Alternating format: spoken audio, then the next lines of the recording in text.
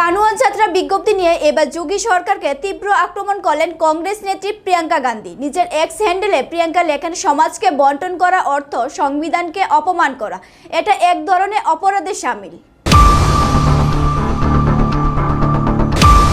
এই ধরনের নির্দেশ অবিলম্বনে প্রত্যাহার করে নেওয়া উচিত। আমাদের সংবিধান সর্বদাই সকল জাতিকে সমান অধিকার দিয়েছে।